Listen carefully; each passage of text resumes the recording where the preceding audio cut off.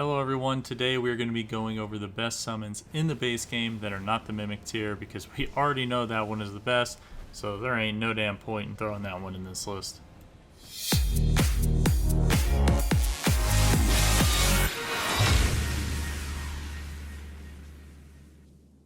The criteria for this video was simple: which summons are the most effective.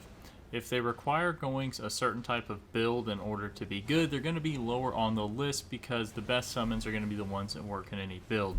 And keep in mind, depending on what upgrade level they are and what playthrough you're on is going to determine their effectiveness, because if you're on New Game Plus, they get significantly worse as you go through more and more playthroughs.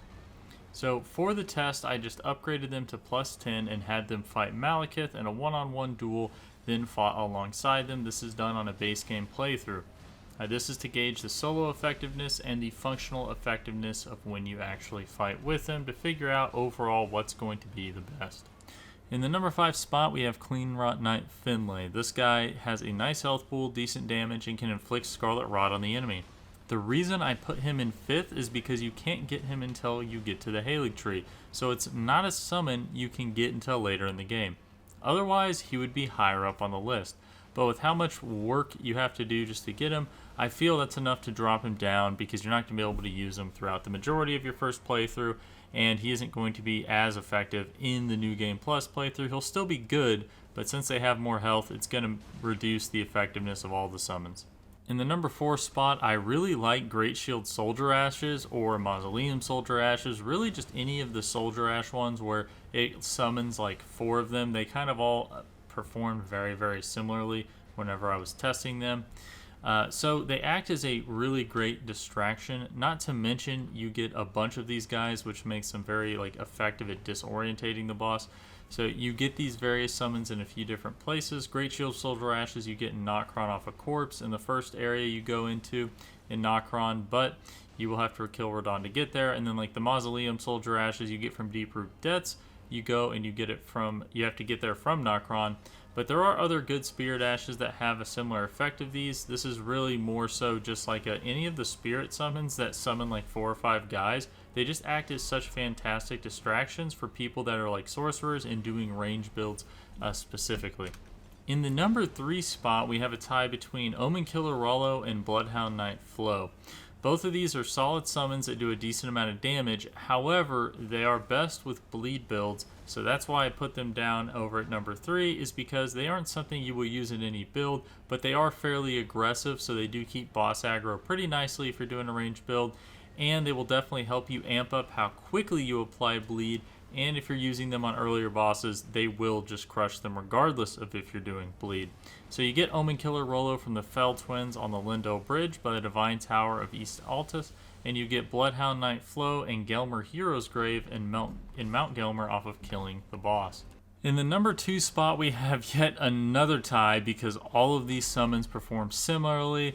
And on top of that, you can get these fairly early into the game. So we have Ancient Dragon Knight Kristoff, Lutel the Headless, Banished Knight Ingval, and Banished Knight Oleg. All of these sort of knight summons really did pretty well, I would say. So they all have really, really large health pools. While they don't have like the most damage, the thing is the health pool. So what I noticed across all of these is while they did kill the boss kind of slow, the boss was not killing them quickly. So what that means is that they're going to actually stay alive in some of the harder boss fights and provide either a distraction if you need it, or just some extra damage, which I thought was actually pretty solid. Not only that, if Lutel the Headless has a really good moveset where she kind of teleports around, which makes it easier to dodge. They all kind of have their own little bonus, but they all got Malekith down to a very similar health pool when I just kind of sat there and let them just duke it out. So if you're looking for like a higher damage summon, you could go for something like Omen Killer Rollo or something like that. But these ones do still do a decent amount of damage, but just are far more tanky, so they actually live through some of the harder bosses that are going to have a bunch of effects that could potentially destroy them. Now, the other factor in this on why they're so good is because of how early that you can get these in the game. Lutel the Headless is in Weeping Peninsula off of the boss in Tombsworth Catacombs. Banished Knight Ingval is found in Murkwater Catacombs in Limgrave. Banished Knight Oleg is found off of the boss in Fringe Folk Hero's Grave, which is literally the first site of grace you unlock. It's behind the Stone Sword Key area. Ancient Dragon Knight Kristoff is the only one that you're going to get maybe a little bit, but you get him in Sainted Hero's Grave west of Lindell Royal Capital. So you get that one in Altus Plateau. So that's really not, like, that's like maybe the mid-game at the latest when you could get him. So just very, very good summons overall. In the number 1 spot, we have the Black Knife Tiche. The special attack on this guy is crazy good, making him usable in almost any, actually really any build, and he's still going to be effective. I was literally trying to die, but he still almost killed Malekith before I died. His special attack is just wild, especially if he starts spamming it, and that's probably the biggest downside to him. Well, sorry, one of the biggest downsides. I'll get into the other one in a second, but the first one is just if he doesn't spam his special attack for some reason, he's not going to feel very impactful, but once he does start to use it, oh my gosh, he's going to start shredding the boss. It does a % health dot, and then the first time he hits, it like reduces their max HP by 10%. It's just super duper good, and then when you fight alongside him and you actually distract the boss for him, it's going to make him more likely to actually use his special attack, and it's just a ton of DPS from this guy.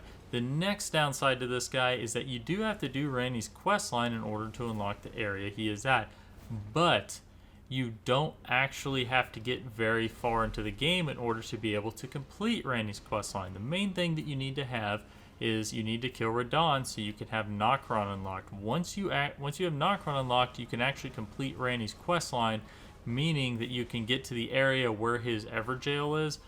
Roughly, like, I would say like the earliest is going to be the mid game, because, you know, Estelle, like one of the bosses that you have to fight, you are going to need to be like probably more of a mid game level, I feel, if you're going to reliably kill her, unless you're like unless you're really good at the game or something like that. We all know the Mimic tier is the best. I put that in yesterday's video in the overall what are the best summons in the game, but these are going to be the best summons in the game if you don't have the DLC yet, or if you just don't want to use the Mimic tier. But anyways, guys, that's going to do it. Thanks for watching. Like, subscribe if you want to see more, and I will see you next time.